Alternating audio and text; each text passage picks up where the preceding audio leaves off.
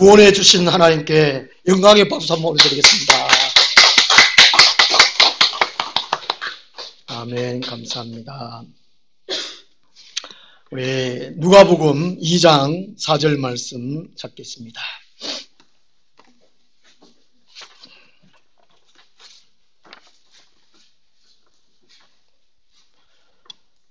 누가복음은 복음서 중에 유일하게 이방인인 의사 누가에 의해서 기록되어졌습니다.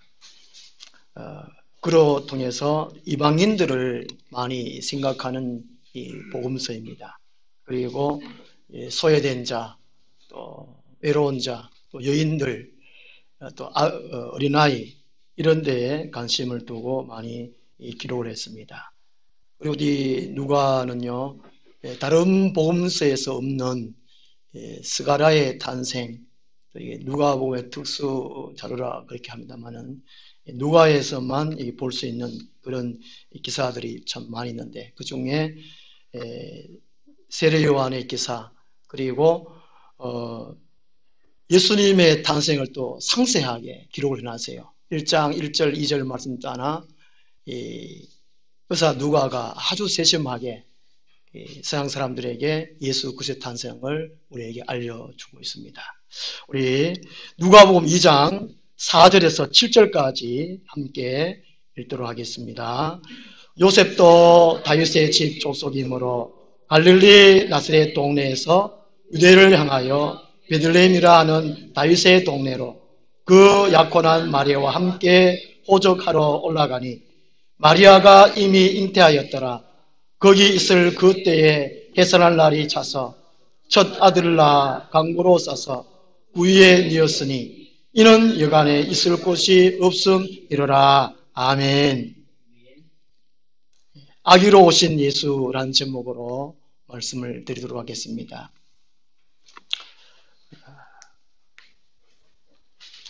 제가 지금 이 틀이 전등이 너무 빨리 이렇게 돌아서 제가 지금 눈이 막 혼란하고 머릿속도 좀 혼란합니다. 천천히 하는데 이게 고장이 났는지 그런 것 같아요. 제가 지금 영향력을 받았습니다. 예수님의 이 탄생도 서양 사람들에게 영향이 있다는 것이지요. 어떤 영향이 있다는 것입니다. 그 영향을 우리들이 받고 누리고 살아야 됩니다. 그렇지 아니하면 성탄은 나와 아무런 상관이 없습니다. 옛날에 제가 60년도인지 하여튼 태어나가지고 우리 집에 있을 때에 호롱불 그리고 촛불, 전등 이런 시대를 제가 다 거쳤거든요. 저희 어머니 말씀에 의하면 저보고 이제 호롱불 그때에 코도 거스르고 또 벽도 거스르고 참 안 좋아서요. 또 어둡기도 좀 어두운데 그러다가 초가 처음 들어왔을 때 촛불을 켜줄 때 얼마나 밝던지 세상이 막 대낮 같더라 이렇게 어머니가 얘기하셨어요. 방안이 대낮 같더라. 그리고 전등이 왔을 때는 뒤로 까물칠 정도로 그렇게 하여튼 놀라운 일이 있었다. 어머니가 그렇게 얘기를 하시더라고요. 그만큼 영향이 있었단 말이죠. 또 영향력이 큰 것이 제가 어릴 때에 겪은 것인데요. 이 비포장 도로, 아스팔트가 처음 나왔을 때에 비포장 도로 있지 않습니까? 그 비포장 도로 생활하면 참 너무 불편하고 힘들어요. 맑은 날에는 먼지가 막 날고, 또 이게 한 번씩 이렇게 비가 오고 난 다음에 구덩이 차이면 또 이렇게 자갈을 또 깔아요. 그 학교 다닐 때 저희들이 막 걸어 다녔거든요. 걸어 다니다 보면 또 안 그래도 또 자전거 타고 다니는데 버스가 하루에 3번 지나가는데 그것도 이제 잘 걸리면 물도 튀고 자갈도 튀고 어떤 데 한 대 맞아가지고 막 그런 게 있어요. 그래서 이 아스팔트 처음 깔렸을 때 얼마나 좋은지, 세상이 얼마나 좋은지요. 학교까지 걸어가면 한 50분 내지 1시간 걸렸는데 자전거 가면 한 15분 정도. 얼마나 시간이 빨리 단축되고 그런지요. 이야, 세상에 그렇게 좋더라고요. 그리고 이게 밥솥 나왔을 때에 참 그죠? 옛날에 밥 하려고 얼마나 고생입니까? 세탁기 나왔을 때 얼마나 좋습니까? 냉장고 나왔을 때, 이야, 얼마나 좋습니까? 옛날 어른들이 희한하다. 이야, 이런 것들이 참 어디나 이게 다 나오노, 그죠? 저는 이게 밥솥 옛날에는 말을 안 했잖아요. 말하는 밥솥이 처음 나 저는 막 깜짝 놀랐습니다. 말을 다 하는 야가 막. 앞으로 더 신기한 건 하여튼 오겠는데요. 그처럼 이런 모든 것들이 영향력을 끼칩니다. 그 사람들에게 좋은 혜택을 줍니다. 이런 것처럼 이 성탄, 아기로 오신 예수님이 우리 인류에게 놀랍고 놀라운 그 영향력을 우리에게, 그 혜택을 우리에게 주신다는 것이지요. 예수님 오시기 전에는, 예수님 우리 속에 받아들이기 전에는 어두움이었습니다. 세상이 어떤 원리로 되었는지, 어떻게 창조됐는지, 어떻게 흘러가는지, 누가 통치하는지 전혀 몰랐어요. 보이는 물질 세계가 있는지, 또 보이지 않는 영적 세계가 있는지 전혀 몰랐어요. 사람이 왜 태어나서 어디로, 왜 살며 어디로 돌아가는가, 그것도 전혀 몰랐어요. 마귀의 자녀였든지 전혀 몰랐어요. 그러나 예수님 오심으로 이 모든 것을 해결해 주셨습니다. 그러므로 성탄은 우리 모든 성도들에게 기쁨이 되는 것입니다. 세상 사람들에게는 아직 기쁨이 아니에요. 2장 14절에 하나님이 기뻐하시는 사람들 중에 평안하도라고 말씀합니다. 아기 탄생의 그 영향력, 그 혜택이 다가 아니라는 것입니다. 우리 성도들에게만 그 혜택이 주어진다는 것입니다. 얼마나 놀랍습니까? 오늘 제가 말씀드리려고 하는 것은요, 하나님이신, 신이신 분이 어떻게 아기로 오셨는가 하는 것입니다. 아기로. 우리와 똑같은 응애. 우리 처음부터 어른은 아니지 않습니까? 다 어머니 뱃속부터 아기로 다 나왔습니다. 그 예수님이 신이신 분이 왜 아기로 오셨는가 하는 것입니다. 이 의미를 우리들이 오늘 충분히 깨달아야 되겠습니다. 첫째로요, 하나님이 성경대로 하신 이름을 알게 하기 위해서 아기로 오셨습니다. 오늘 누가복음 2장 4절을 보면요, 요셉도 다윗의 집 족속이므로 갈릴리 나사렛 동네에서 유대를 향하여 베들레헴이라는 다윗의 동네로 하는 말씀이 있습니다. 예수님이 원래는 이 베들레헴에 계시지 않았다는 것이지요. 그 마리아 임신해가지고는요, 다윗의 집으로 올라갔습니다. 갈릴리 나사렛 동네에서. 베들레헴이라는 동네로 다윗의 동네에 올라갔습니다. 왜 이 말씀을 하시냐면요, 예수님께서 육신상으로 다윗의 후손임을 강조하기 위함입니다. 그리고 이 나사렛도 촌이지만 이 베들레헴은 더 촌이거든요. 일개 초라한 시골의 가난한 가정에서 태어났다는 것을 강조하기 위해서 오늘 이 말씀을 하고 있습니다. 다윗의 후손, 가난하다는 것입니다. 초라하다는 것입니다. 이렇게 오신 이 예수님이 과연 기쁠까 하는 것입니다. 더군다나요, 예수님이 육신의 부모 요셉과 마리아 집도 원래 또 가난했고, 또 지금 호적하러 온다고 이제 고향으로 돌아가는 길에 먼 길을 왔습니다. 그리고 이제 쉴 곳을 찾는다고 방을 찾았지만 방이 없었습니다. 우리 다 알고 있듯이요, 할 수 없이 마구간에 가게 되었습니다. 지친 몸이고 피곤한 몸이고 또 저 배도 고팠습니다. 먹지도 못하고 또 밤이니까 또 추웠을 것입니다. 그죠? 이런 상태에서 예수님 탄생이 과연 기쁠까? 어떤 분이 이런 말을 했습니다. 예수님의 성탄은 슬프다. 왜? 그분의 오심이 죽으심의 준비이기 때문이다. 말씀하고 있습니다. 물론 이게 30년 뒤를 또 바라보고 이렇게 생각해서 이런 말을 했을지도 모르겠습니다. 성탄은 슬프다. 왜? 그분의 오심이 죽으심의 준비이기 때문이다. 하나님의 입장에서 보면요, 예수님의 이 성탄이 결코 기쁨이 아니에요. 슬픔이에요. 더 나아가서 고통입니다. 하나님 마음은 지금 아파요. 너무 아파요. 근데 우리 인간 편에서는 기쁘다는 것이지요.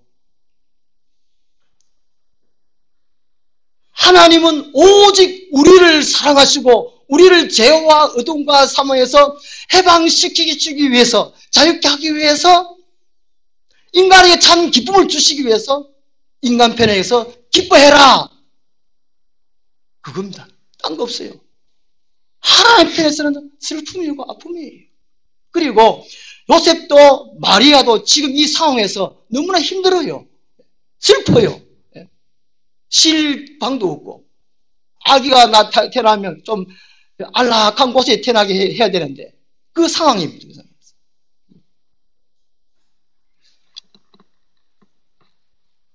영천에 한 달 전부터입니까? 시청 오거리하고 그 주위로 불을 많이 밝혀놨잖아요. 혹시 그 비용이 얼마 들었는지 혹시 아십니까? 그럼 얼마 정도 들었을 것 같아요?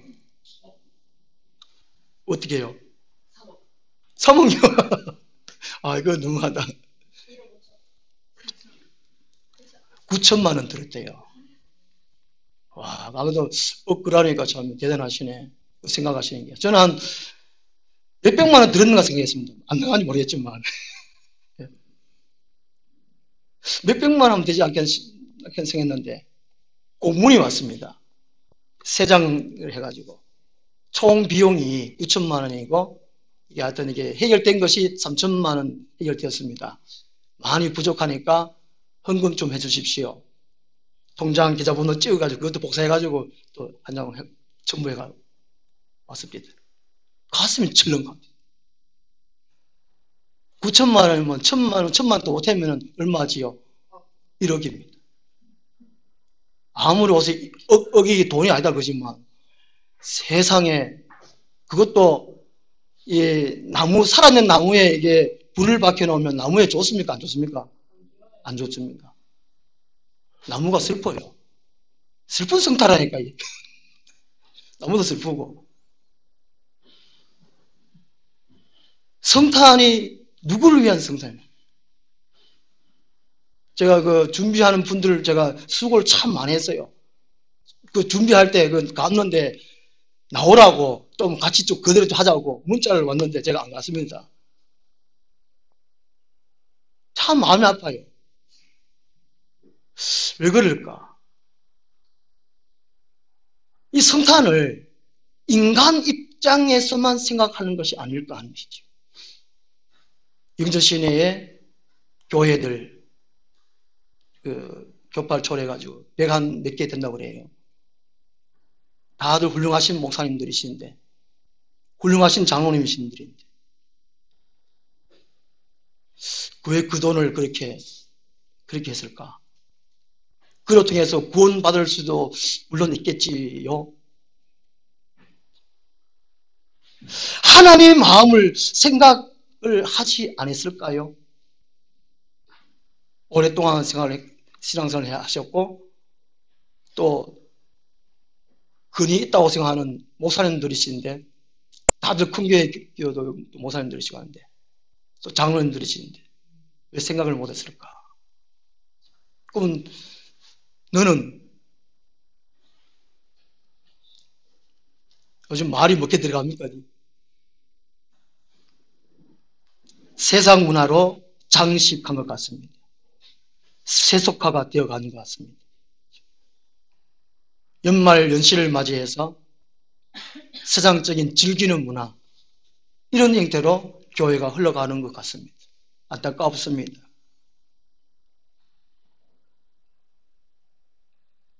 이 성탄에 한 번 더 하나님의 뜻을 한번 생각했더라면, 그죠? 누가복음 1장 1절에 우리 중에 이루어진 사실에 대하여 말씀합니다. 역사적인 사실입니다.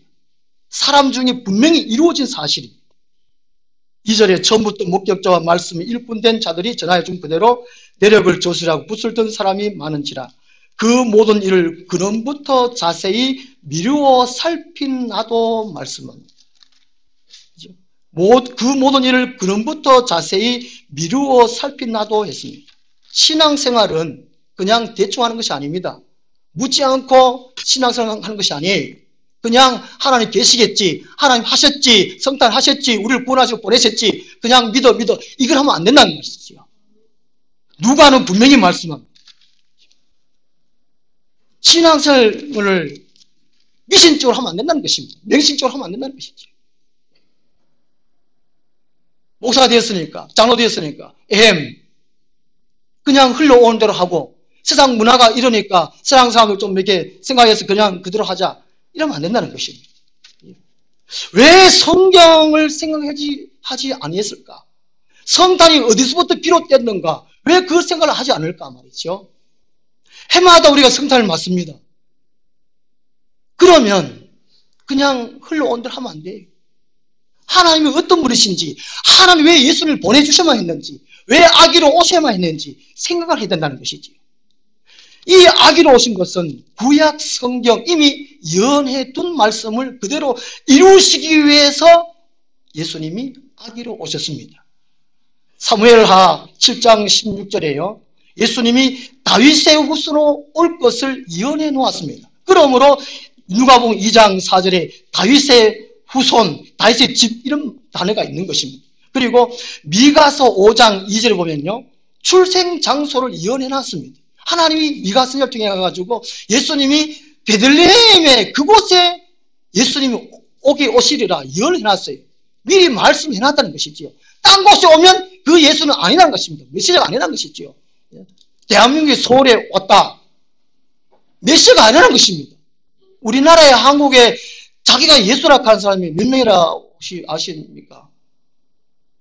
1986년대 제가 그때 처음 목회할 때에 그때 30명 그랬습니다. 미친 사람이 자기가 예수다고. 그러면 지금 몇 년 지났습니까? 40년 넘을 것 같아요. 제가 언제 주보에다가 그걸 사진 찍어놨잖아요. 보여드렸잖아요. 그죠? 자기가 막 메시지라고 막 백구부지 신고 도복 입고 이렇게 프랭카 딱 달고 막. 혹 사람들이 못 알아먹을까봐 하나님이 이미 몇천 년 전에 미가서 5장 2절에 베들레헴에 오셔야 그분이 메시아다, 다윗의 후손은 와야 그 사람 그가 메시아다 알려주신 거예요. 그 다음에 이사야 7장 14절에 처녀를 통해서 아기로 오신다 예언해놨어요. 어느로 덜렁 와가지고 메시아다, 이건 아니다는 것이죠. 가짜라는 것이죠. 이게 아기로 와야 된다라고 이미 예언해놨습니다. 다른 가짜라는 것이죠. 이 외에 구약 성경에 수많은 선지자를 통해 가지고 하나님이 메시아를, 예수를 이렇게 어느 곳에 어떤 모습으로 어떤 상황으로 보내주겠다고 미리 말씀을 해놨어요. 약속을 해놨어요. 하나님은 하나님의 말씀대로 일하십니다. 하나님의 말씀이 성경 말씀이지 않습니까? 그것을 또 사람들이 잊어버릴까봐, 생각 안 할까봐 사도 바울은 고린도전서 15장 3절 4절에 말씀해주고 있습니다. 제발 사람들아, 엉뚱한 사람을 예수로 보지 말아라는 것이죠. 엉뚱한 것을 구원의 주력으로 믿지 말아라는 것입니다. 어제 교회에서 말은 예수라고 하면 돈이 구세주잖아요. 그런 교인들 많잖아요. 그게 아니라는 것입니다. 왜 쏟고 있다는 것이죠. 세상의 불빛이 구세주가 아니라는 것입니다. 예. 그래서 사도 바울은 분명히 말씀하고 있지요. 고린도서 15장 3절 4절에 예수님이, 복음이, 구원의 주님이 성령대로 오셨고 성령대로 죽으셨고 성령대로 부활하셨다라고 말씀하고 있습니다. 하나님은 우리를 너무나 사랑하셔서 확인해 주시고 확인해 주시고 또 확인해 주시고 성경 말씀 주셨어요. 예수님은 아기로 오실 수밖에 없어요. 마리아를 통해서 오셨는데 마리아가 어른을 낳을 수 있습니까? 30살 청년을 여인이 놓을 수 있습니까? 우리 성도님들 자녀를 놓을 때 다 큰아을 낳았습니까? 우리 처제 중에 몇째인지 모르겠는데 아들 놓는데 4.3kg인가 가 놓다가 죽었답니다. 죽으면. 그러면 청년 같으면 60kg, 70kg 치고 어이구 다른 것은 가짜라는 것입니다. 가짜. 왜 가짜로 진짜로 믿고 있냐는 것입니다. 하나님이 성경대로 하신 일임을 알게 하시기 위해서 아기로 오신 거예요. 이것을 한마디로 말하면 이사야 14장 26절에 하나님의 세계 경영입니다. 하나님의 세계 경영. 하나님이 세상을 어떻게 통치할까? 그 가운데에 독생자 예수님이 아기로 오실 것을 예언해놨다는 것이지요. 근데 중요한 것은요, 예수님의 순종입니다. 성경대로 하신 이름을 알게 하기 위함인데, 예수님이 만약에 너 하나님, 성부 하나님이 예수 세상에 가라. 그것도 마리아의 한 여인의 뱃속에 씨앗으로 잉태해 가라. 이 창피하게 부끄럽게 노 했더라면 이 성탄은 이루어질 수 없습니다. 예수님 또한 30살 때가 공생이 하시면서 또 고난 받으실 때, 십자가 지실 때 너무 힘들어가지고 못하겠다. 너 이래버리면 성탄이 거짓말 됩니다. 이게 우회됩니다. 우리 히브리서 5장 7절 말씀 찾아보겠습니다. 히브리서 5장 7절, 8절, 9절입니다. 신약성경 357페이지입니다. 좀 꺼주시면 좋겠습니다. 히브리서 5장 7절, 8절, 9절 말씀입니다. 이 성탄은 해마다가 다가오는 성탄 가운데에 우리가 마냥 선물 주고받고 기뻐하고 즐거워하고 이전에 예수님의 순종을 한번 생각을 해봐야 될 것 같아요. 하나님의 세계 경영과 예수 그리스도의 순종. 하나님이, 성부 하나님이 계획하시고 성부 하나님이 말씀하신 대로 성자 예수님이 순종하시는 것. 그걸 한번 생각해 봐야 될 것 같아요. 9절 보면 그렇게 할 때에 영원히 주어집니다. 순종하는 자에게 영원히 주어져요. 영생이 주어집니다. 우리 7절에서 9절까지 한번 같이 읽겠습니다.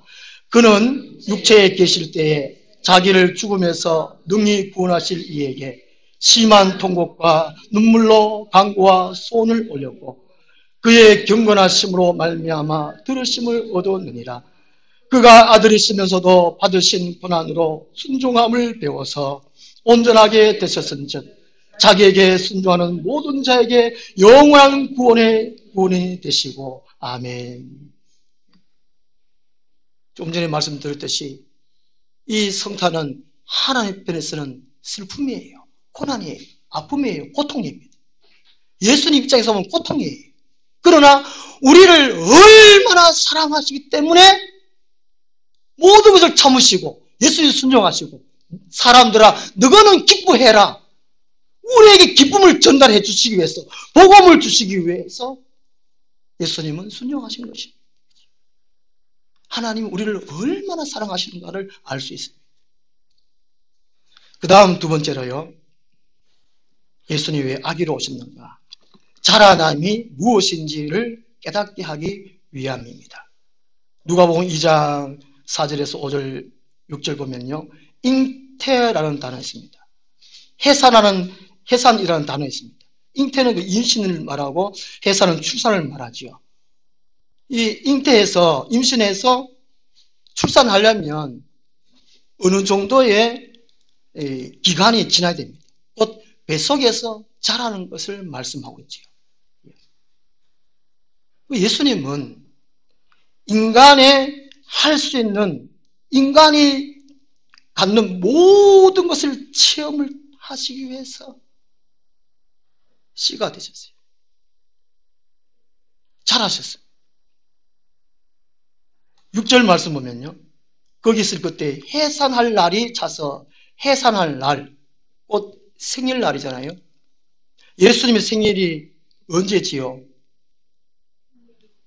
내일 12월 20일 네. 주보에 앞면에 제가 써놓았습니다. 그거 참조하십시오. 시간상 참조하시고. 예수님의 생일은 분명치 않습니다. 그죠? 요즘 학자들도 매년 연구를 합니다. 하는데 요즘에 이제 동영상에 보면 성경과학 성교교회 대표로 김명현 교수님이 날짜를 정확하게 찾아냈다고 말씀하고 있어요. 그것도 학계에 또 인정이 되고 또 발표가 내가지고 정식으로 이게 통보되면 그렇게 하는데 아마 그거는 좀 어려울 것 같아요. 이제까지 해놓은 것 때문에요. 예수님이 생신, 성탄이 정확한 날짜가요. 동방박사 찾아온 날, 그리고 헤롯 2세가 헤롯 대왕이 남자아이 이세야를 다 죽였지 않습니까? 그 날, 그리고 세례 요한이 예수님보다 6개월 전에 오셨다 그러잖아요. 그런데 또 그 김명현 교수는 정확하게 5개월 그러는데 성경에는 6개월 되어 있습니다. 어느 한 사람이 주장한다고 해가지고 뭐 과학자고 박사고 주장한다고 해가지고 그걸 다 믿으면 안 돼요. 어쨌든 간에 세례 요한이 태어난 날, 또 요세푸스나 역사가들이 또 이제 또 기록해놓은 그 자료를 통해 가지고 보면요, BC 6년 5월 14일 음력으로 5월 14일이 정확한 날이라고 해요. 이제까지 신학계에서는 BC 4년경이라는 것이지요. 그런데 이 사람은 김명 교수는 BC 6년 5월 14일 음력으로. 그러니까 어쨌든 이 성탄은 겨울이 아니고 봄날입니다. 여름 가까운 봄날이에요. 그리고 이 누가복음 2장에 8절 보면 목자들이 밤에 밖에 서서 자기 양떼를 지키더니 이 상황에서 보면은 봄이에요. 봄. 겨울이 아니고. 정확하게는. 근데요, 성경에서 하나님이 날짜를 분명하게 계시해 주시지 않았습니다. 하나님이 안 해주셨는데 사람이 억지로 정해가지고 그걸 할 필요가 없습니다. 왜 그렇게 합니까, 사람들이? 예수님이 오신 날 성경을 밝혀주시지 않았습니다. 그리고 예수님이 정확하게 죽으신 날도 밝혀주시지 않아요. 부활하신 날도 밝히지 않았어요. 승천하신 날도 밝히지 않았어요. 재림하신 날 더군다나 안 했습니다. 왜 그랬을까요? 하나님이 어떤 모습이다, 어떤 또 재질이다, 성경에 안 밝혀놨어요. 왜 그랬을까요? 우리들을 위해서, 사람들을 위해서 그렇습니다. 로마서 14장 5절 보면요, 이 바울 당시에, 예수님 당시 때나 바울 당시 때나 먼 날을 우선시했어요. 세상에서 이상한 날 정하지요. 우리 그리스도인들이 이상한 날 정합니까? 날 봤습니까? 우리 아버지 일가입니다. 일가. 예. 결혼 날짜 같지요. 또 이게 그 남녀 그 뭡니까? 금술 좋으나 안 좋으나 그것도 다 보지요. 우리 아버지 풍수제라니까요. 로또 보고. 어릴 때부터 저걸 다 체험했습니다. 그걸. 다 헛것이에요. 좀 맞기는 맞지만 그것도 악령에 의해서 작용되기 때문에 다 끝이에요. 그 하나님이 어련히 알아서 우리를 늘 사랑하기 때문에 나를 안 정했어요. 굳이 정하지 말라는 것이지요. 그 로마서 14장 5절에 이 사람들이 나를 정해놓고 그 나를 우상시하는 거예요. 지금 그 이스라엘이나 터키 쪽에 가면 그 성지라고 그래요. 성지. 예수님이 태어나신 곳, 또 죽으신 곳, 팔복 설교하신 곳, 그걸 뭘 해놨습니까? 다 돈벌이 하려고 신성시라, 그죠? 인간들이라는 것은 그렇게밖에 못합니다. 하나님을 생각 안 하고, 예수 그리스도와 자기가 관계를 생각하지 아니하고, 자기 자신 존재 생각하지 아니하고, 엉뚱한 것이에요, 엉뚱한 것이에요. 모세 시대에 이스라엘 백성들이 광야로 나올 때에, 불길 때문에 원망 불평해가지고, 하나님이 불뱀을 보내가 무릎 죽이지 않습니까?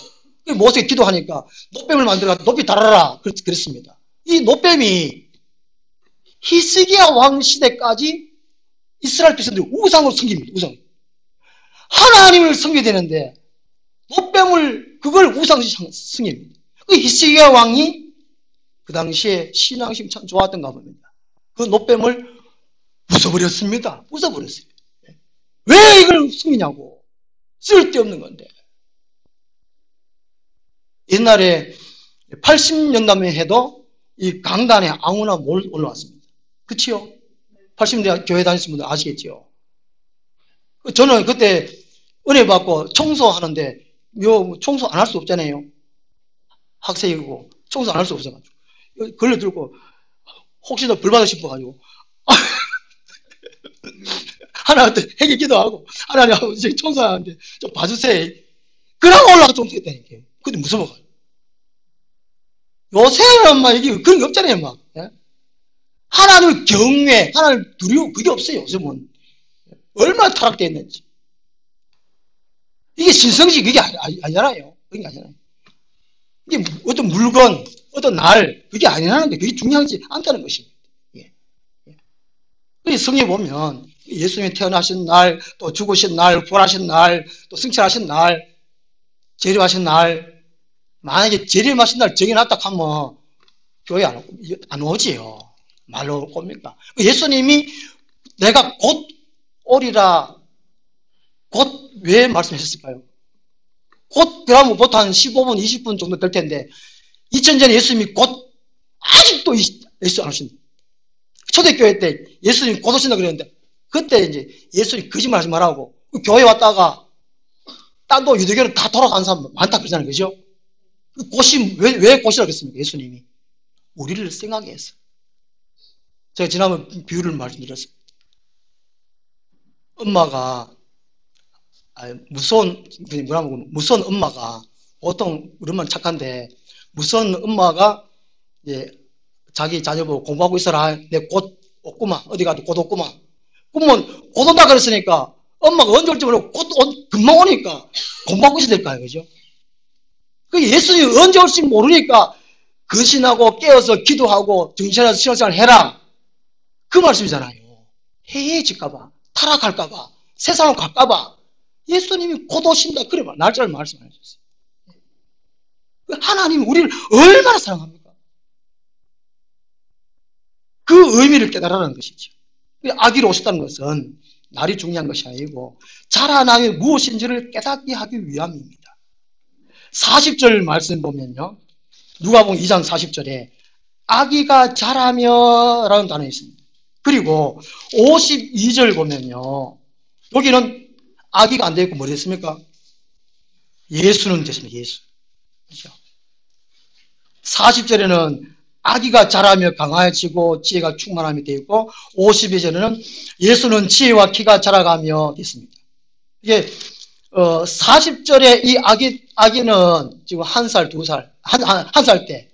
그 다음에 52절에서는 그 앞에 이제 40절부터 해가지고 6월절 때 있는데 이때 52절에 이 예수는 12살입니다. 12살쯤. 유대에서는, 이스라엘에서는 12살을 성인이라고 부른다고 합니다. 성인으로 한대요. 그러니까 아기 때는 하나님께서 무조건 은총을 베푼다는 것입니다. 우리 애기들은 응애 금방 나와가지고 똥 싸고 오줌 싸고 그러면 엄마 아빠는 다 치우잖아요. 부모가. 이제 다 젖주고 또 좀 자라면 또 떼미주고 한다 그죠? 근데 아기 됐다. 10살쯤 됐다. 똥 싸붙였다. 그걸 참 두드려 맞기도 맞을 것이고 네가 쌌으니까 네가 치아라 이러지 어느 엄마가 다 치워줍니까? 좀 등한 거 외에는 그렇지 않습니까? 왜 이렇게 했을까? 그죠? 왜 이걸 기록해놨을까 말이죠. 이게 자람. 그리고 52절 보면요. 예수는 지혜와 키가 자라가며 하나님과 사람에게 더욱 사랑스러워 하더라. 그러니까 하나님의 총애와 사람들의 총애를 다른 것은 그 사람의 몫이라는 것입니다. 중요한 의미라는 것이죠. 아기 예수로 오신 것은 우리 성도들이 금방 예수 믿고 난 다음에는 보호받고 도론받고 칭찬받고 그렇지만 12년 지났으면 자기가 책임을 져야 된다는 것입니다. 교회 다니고 12년 되는데 아직까지도 응애 똥 치워줘 밥 줘 이러면 안 된다는 것이지요. 우리 한국교회 왜 욕먹습니까? 응애 하고 있다 아직도 응애 육신적으로는 나이 많고 학교도 많이 나왔고 공부 지식도 많고 또 대학 하여튼 그 세상에 권력도 있다 치면 그럽니다. 영적으로 안 하는데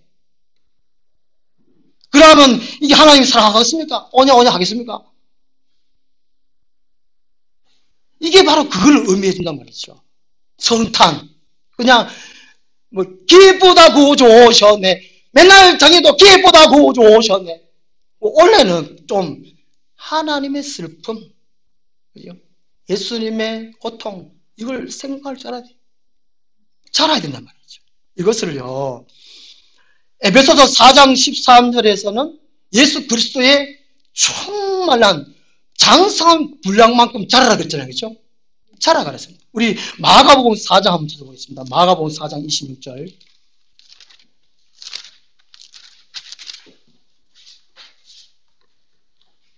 마가복음 4장 26절입니다.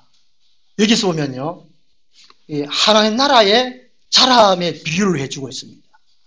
놀라운 말씀이에요. 26절부터 29절까지 보면요. 이 네 가지 단어가 나와요. 씨, 싹, 이삭, 곡식. 그리고 29절 열매. 이 5 단어가 나오죠. 씨, 싹, 이삭, 곡식, 열매. 29절에는요. 열매가 익으면 곧 낫을 대나니 이는 주수 때가 이르렀습니다. 예수님이 곧 오신다는데 지금 조금 끝 중에 끝이라는데 우리가 지금 열매가 돼 있어야 돼요. 지금 이 시대는 열매가 돼 있어야 된다니까요. 2017년 이때는 열매가 돼 있어야 돼요. 그런데 아직까지 씨, 싹, 이삭 그럼 어떻게 했습니까? 두드려 맞지요. 책망 받지요. 물 받지요. 배기도 오서 세서 이것이 아니고 하나님한테 큰일 나겠죠. 예수님이 아기로 오신 것은 자라가는 것입니다. 이 신비라는 것입니다. 복음이 저 중동지역 예루살렘 거기에 처음 오셨습니다. 그죠? 베들레헴 그곳에 오셨습니다. 거기 씨가 시작되었죠. 지금 온 세계에 널리 복음을 전파되었습니다. 지금 온 천지에 열매가 주렁주렁 열렸단 말이죠. 그걸 의미하기도 합니다. 그리고 개인적으로도 자람 열매까지. 우리 마가복음 4장 26절에서 29절까지 한번 같이 읽어보겠습니다. 또 이르시되 하나님의 나라는 사람이 씨를 땅에 뿌림과 같으니 그가 밤낮 자고 깨고 하는 중에 씨가 나서 자라되 어떻게 그리 되는지를 알지 못하느니라. 땅이 스스로 열매를 맺되 처음에는 싹이요 다음에는 이삭이요 그 다음에는 이삭의 충실한 곡식이라. 열매가 익으면 곧 낫을 대나니 이는 추수 때가 이르렀습니다. 아멘. 네, 여기까지 하겠습니다. 기도하겠습니다. 하나님 아버지, 해마다 성탄절을 맞습니다. 세상 사람들은 화려한 불빛 보고 그냥 즐깁니다. 영적인 세계가 있든지 이 세상에 죄가 관영해 있든지 아무것도 모릅니다. 그러나 우리 교회 성도는 압니다. 하나님께서 알게 해주셨습니다. 말씀해 주셨습니다. 깨닫게 해주셨습니다. 지금 우리는 씨도 아니고 싹도 아니고 이삭도 아니고 곡식입니다. 열매입니다. 너무나 고맙고 감사합니다. 이 곡식으로서 열매로서 2017년 이 성탄을 하나님께 온전히 드려지는 또 이 곡식으로서 열매로서 이 성탄을 누리는 우리들이 다 되게 하여 주옵소서. 예수님 이름으로 감사하며 기도드리옵나이다. 아멘. 122장 찬송.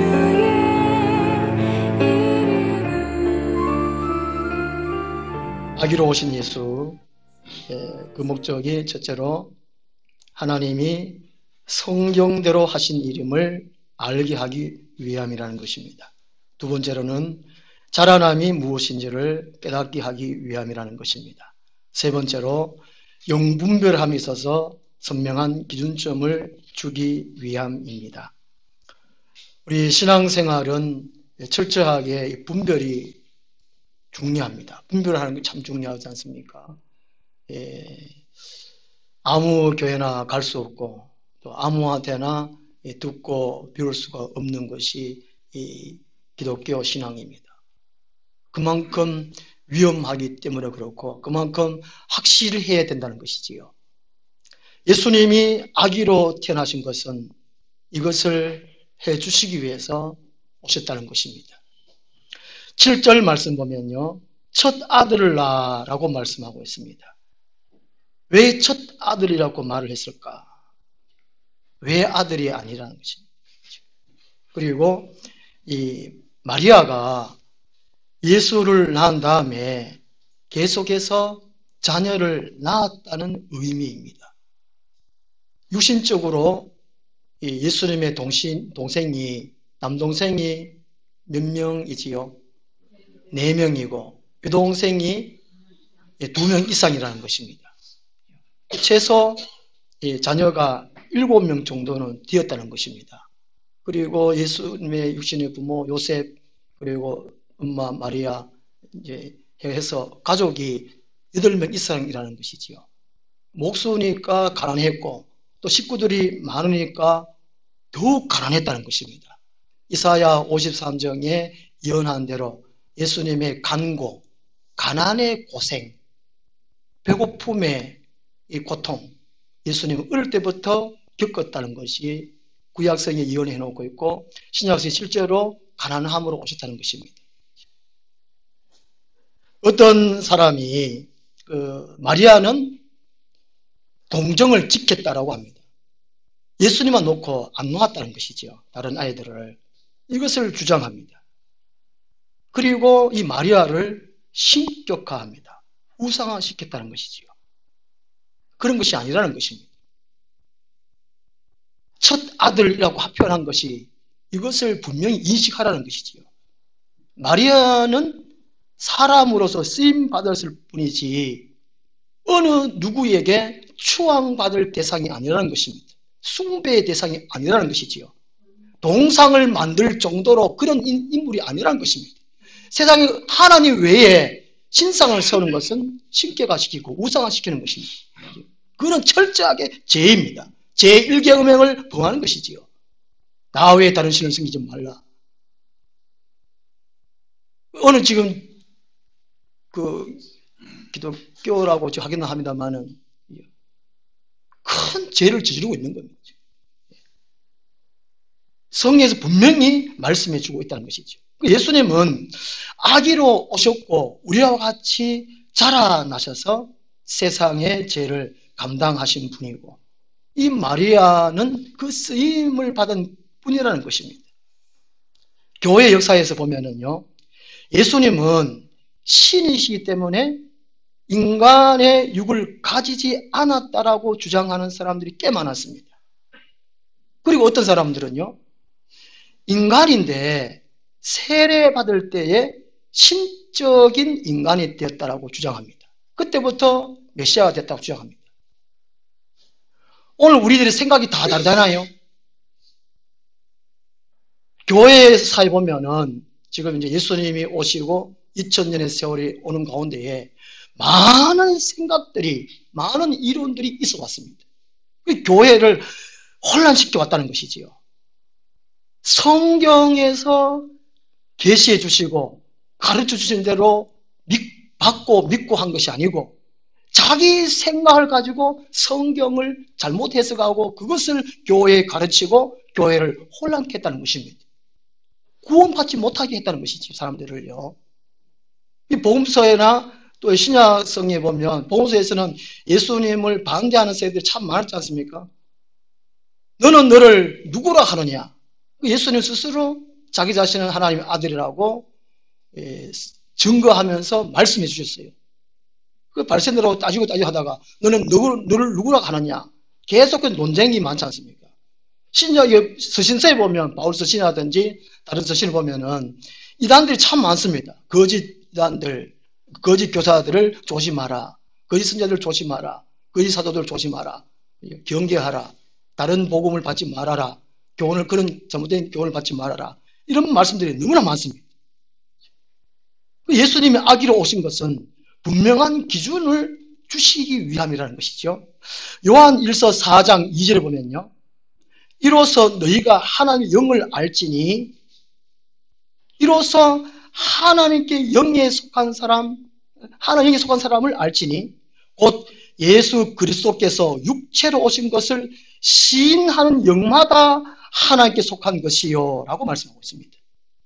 예수님 당시에도 이후에 사도시대 때도 예수님을 두고 메시아다, 아니다, 인간으로 오셨다, 원래 인간인데 세례받을 때 신적인 존재가 되었다, 메시아의 삶을 받았다, 별의별 말이 많았다는 것입니다.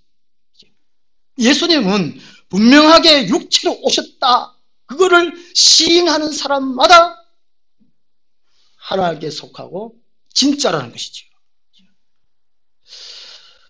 요즘 이제 뉴스에 보면 많은 이슈가 되고 아마 전에부터 있어도 되는데, 지난주인가 또 뉴스에 났더라고요. 특히 기독교 방송에서 많이 합니다.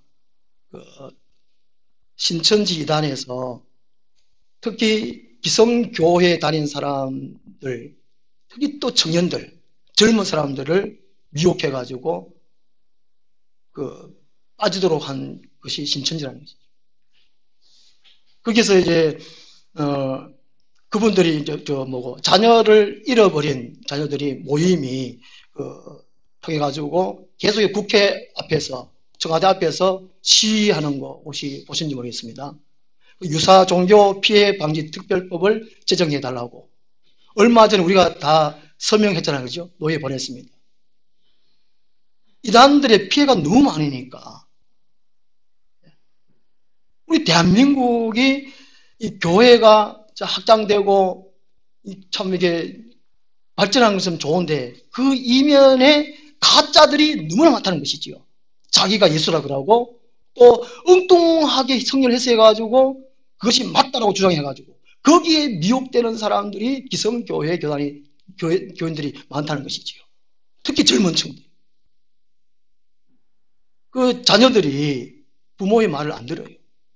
모태신앙인데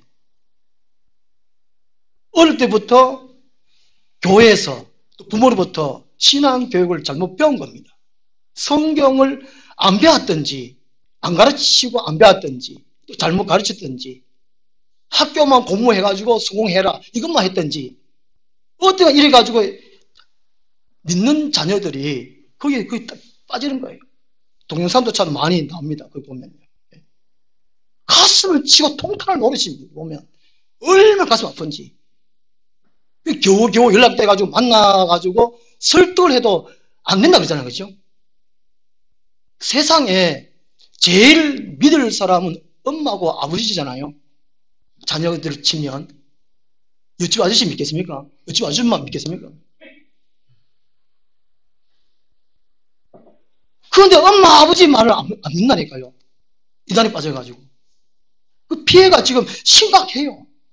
학교도 그만두고, 직장도 그만두고, 가정도 이혼하고 그만두고, 이 유사 종교에 빠져가지고 막, 지금 우리 한국에 골머리를 안 해요, 골머리를 안 해요. 대통령님, 우리 아이를 구해주세요. 브랜카드 해가지고 청와대 앞에서 뭐 이렇게 국회 앞에서 시위하는 거. 그런 동영상, 뉴스 다 보셨습니까? 네. 드라마 보십니까? 그들을 위해서 우리가 품고 울어야 돼요. 기도해야 됩니다. 설명도 하고. 또 시간 나시면 제가 화답회가 같이 좀 그들과 울면서 시위해야 돼요. 우리가 참 예수 믿는다 그러면. 그치요? 네. 저도 좀 부끄럽습니다. 많은. 이게 교회 다닌다. 그냥 다니는 것이 아니에요. 완전히 이게 영적 전쟁이에요. 영적 전쟁이. 오죽했으면 이게 얼마나 중요하기 때문에 오늘 누가복음 2장 7절에 첫 아들을 낳아라고 이렇게 표현을 했고, 또 요한일서 4장 2절에는 이로써 너희가 하나님의 영을 알지니 곧 예수 그리스도께서 육체로 오신 것을 시인하는 영마다 하나님께 속한 것이요. 그렇게 가르쳐주고 성경에서 가르쳐주고 말씀하시는데 어떻게 교회 다니는지, 왜 교회 다니고 어떻게 교회 다니는지 아직까지 씨만 있네. 씨만. 오전에 말씀한 대로 씨, 싹, 이삭, 곡식, 열매. 아직도 응애응애 많아요. 응애응애하게 이제 똥오줌을 못 가르니까 이단들이 와서 미혹하면 그런갑다.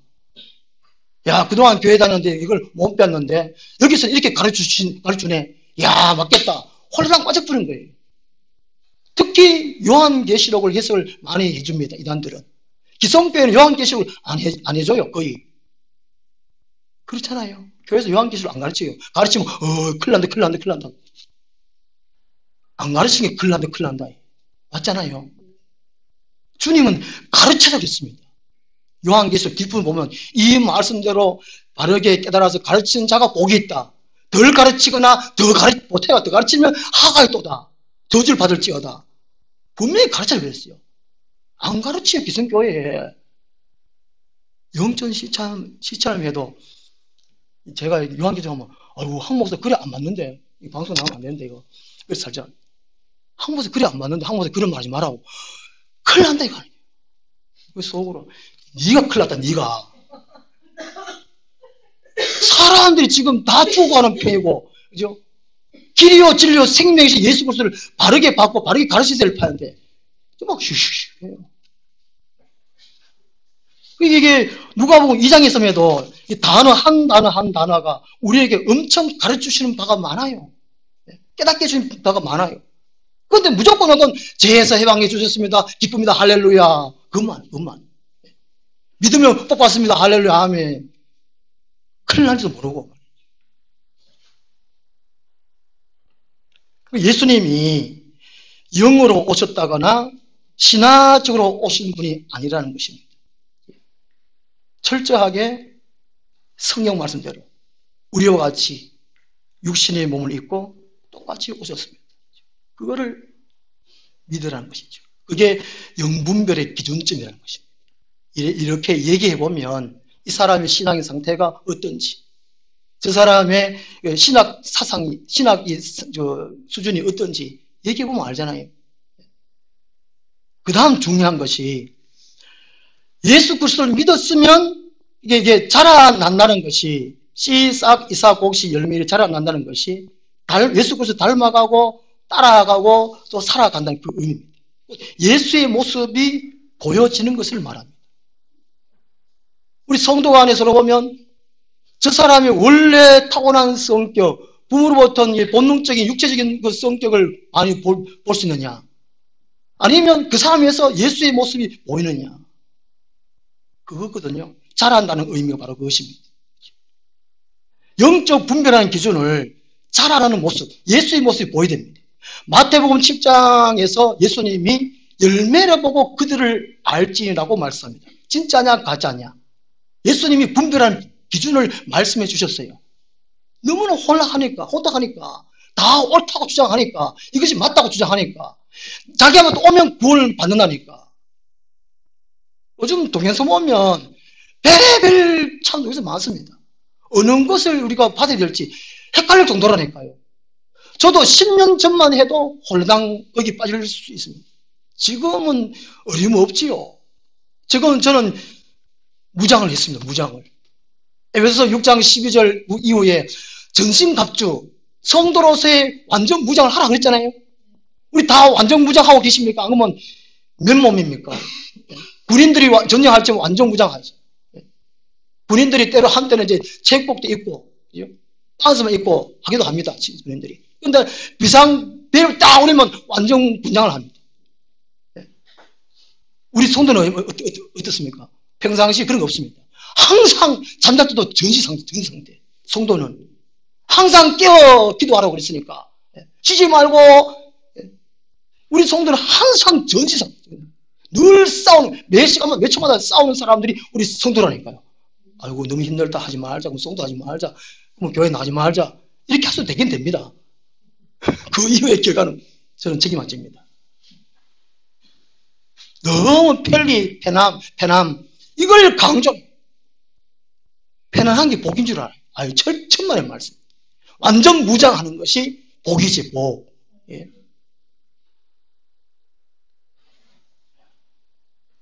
그 사람에게서 예수의 모습이 보이지 아니하면, 예수님의 흔적이 보이지 아니하면 가짜라는 것입니다.